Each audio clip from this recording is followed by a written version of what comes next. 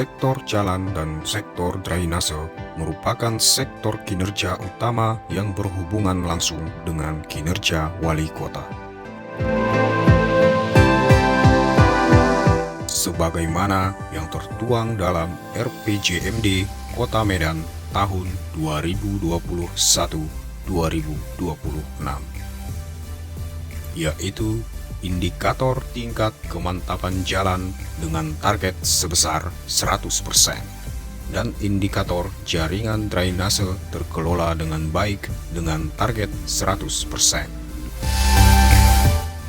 Kondisi saat ini untuk tingkat kemantapan jalan masih berkisar 89%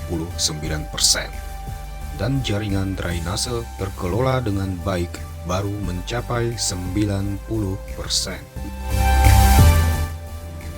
Untuk itu, Dinas PU harus dapat mengoptimalkan sumber daya yang ada serta menyusun perencanaan yang tepat sasaran agar hasilnya efektif dan efisien.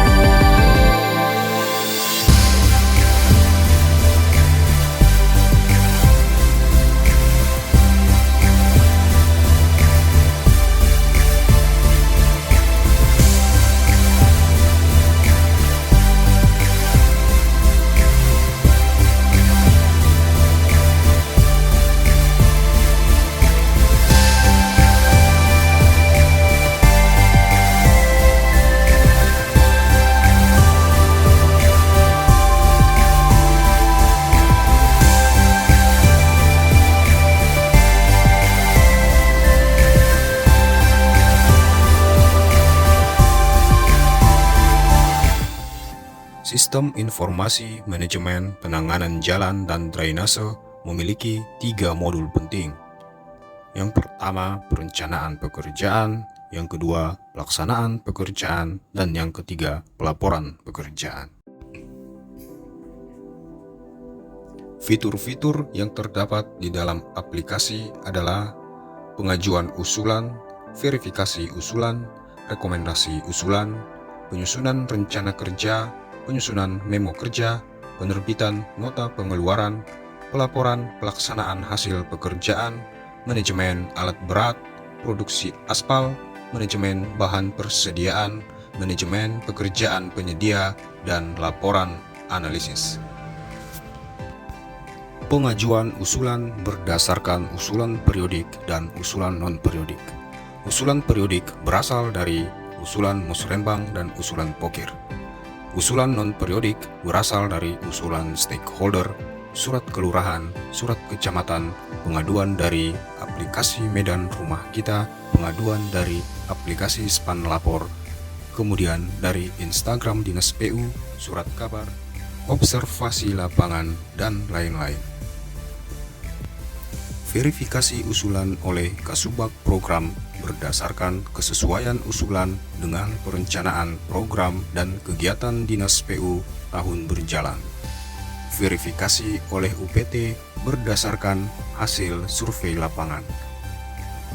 Usulan yang sudah diverifikasi kemudian akan diberikan rekomendasi pemeliharaan oleh Kepala Dinas.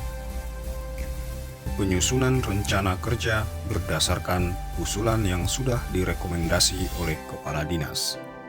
Beberapa parameter yang harus ditentukan dalam penyusunan rencana kerja meliputi jadwal pekerjaan, jenis pekerjaan, volume pekerjaan, dan perkiraan kebutuhan alat dan bahan dengan menggunakan pendekatan ASB. Penyusunan memo kerja berdasarkan rencana kerja yang sudah disetujui oleh Kepala Dinas. Penerbitan nota pengeluaran oleh pengurus barang berdasarkan alat dan bahan yang digunakan dalam memo kerja yang sudah disetujui oleh Kepala Dinas.